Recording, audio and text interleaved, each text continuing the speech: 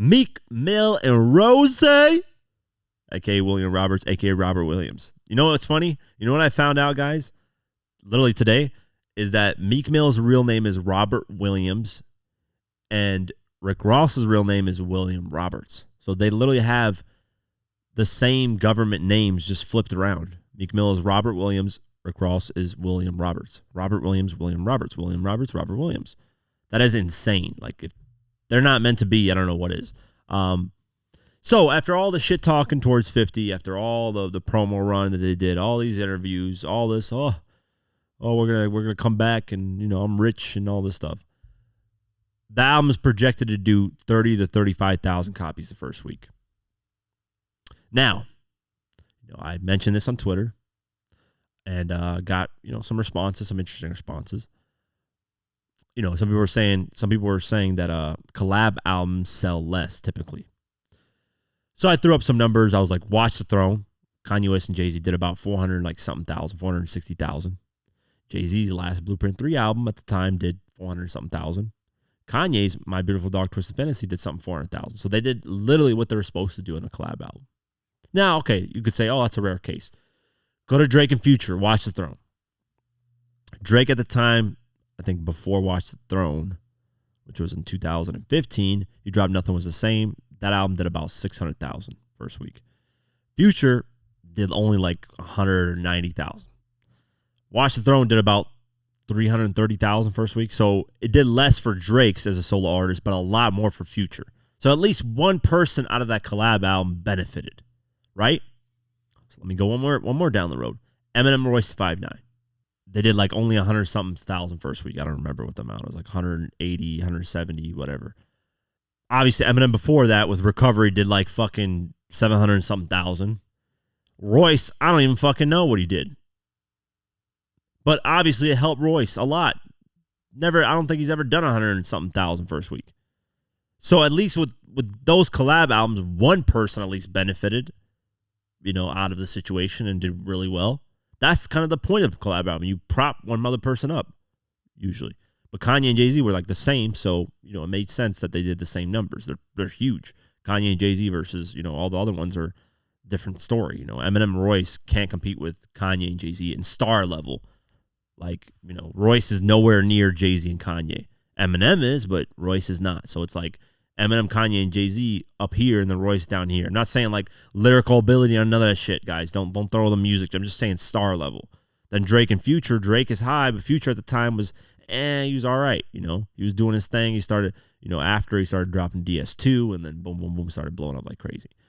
I think he dropped it in that year of 2015. Yeah, he dropped it in the same year, 2015. So he started that time buzzing, doing well.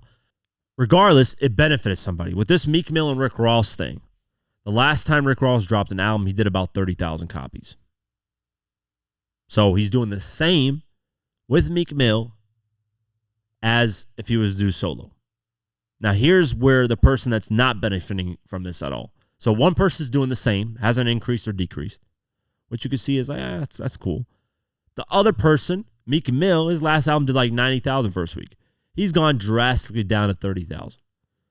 So nobody benefited from this collab album. You know, if this album did about 50, 60,000, you could say, okay, Rick Ross did a lot more than what he normally does as a solo. It benefited Rick Ross.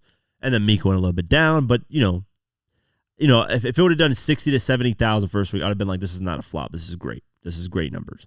But 30 to 35,000, all that shit talking, all those interviews, I don't know. Now, albums aren't about sales. All about sales. I've heard that the songs that came out with Meek Mill and Rick Ross collab album, I like them. Matter of fact, I'm going to go listen to the project. And I heard, let me see what the track is. Too Bad to Get True.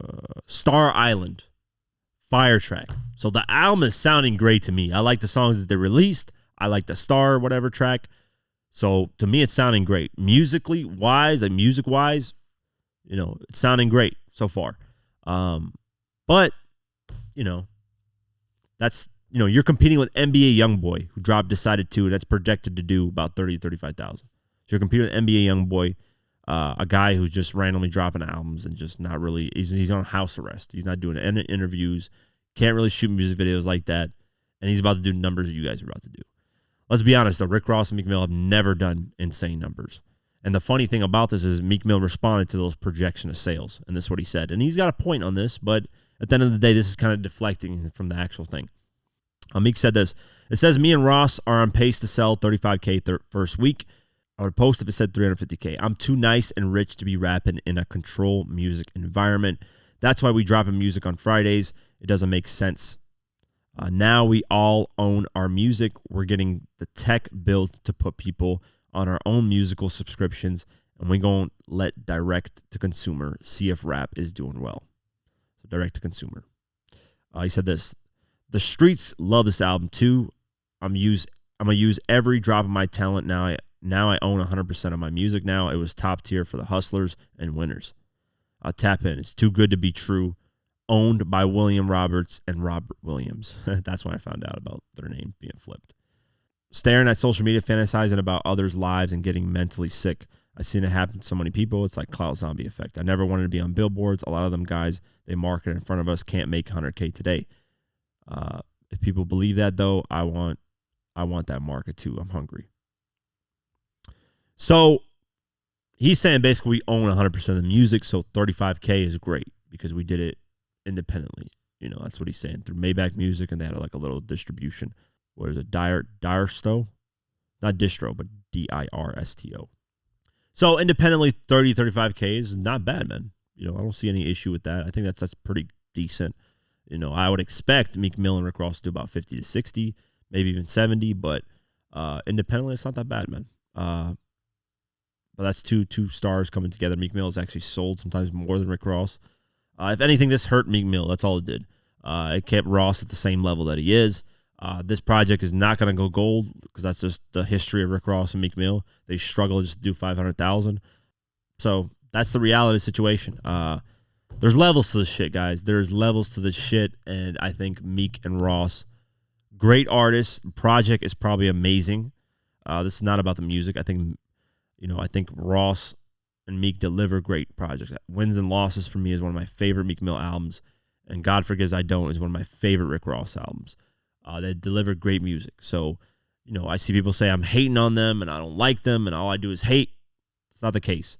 I just don't like when, you know, the shenanigans come about. Just make, you know, if somebody asks you about a certain artist, just say, you know what, we moved on from that, you know. Check the scoreboard. Say some stupid shit like that, and then, you know, just move on from it. Not say, oh, he needs to get a job. I'll offer him a job. He's broke. It's like, come on, bro. You need, you know, you're trying to get in these headlines. You're trying to get, you know, Curtis to respond. He didn't respond. So the album, you know, let me play the clip for you guys. This nigga Fifth just came through.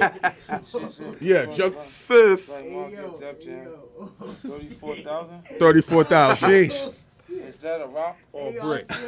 Oh, you talking about Rick Ross's album? Is that a rock? Rick Ross, you talking about Rick Ross's? That's oh my God. 34. Let's talk about it. Let's talk about Rick Ross's album. 34,388 copies, and you know they went and bought some.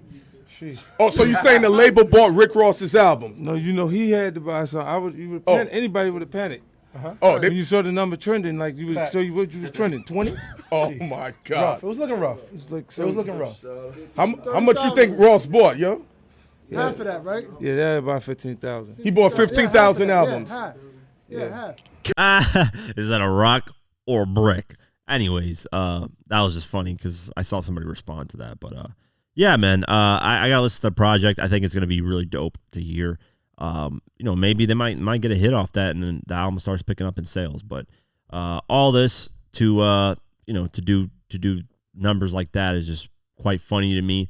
No Drake on this project, because if Drake was on here, he would have gave a stimulus pack to Rick Ross, Drake's been saving Rick Ross's career, let's just say, for the last couple of years. We looked at the numbers, the streaming numbers. Money in the Grave is Ross's biggest song, and that's Drake's record featuring him. So I say all that to say Ross talks this big talk about being this big artist, but at the end of the day, man, he's not that big of an artist, and this is another proven factor of it. So yeah, we'll keep our eye on this album and see what it actually does. It's projected to do that. Now, you know, if Rick Ross decides to buy a couple copies of his album, it might do 50,000. I don't know. We'll see. But that's the projection of it. So hopefully Meek, NBA YoungBoy beats them. Shout out to NBA YoungBoy, man. He probably gonna beat them.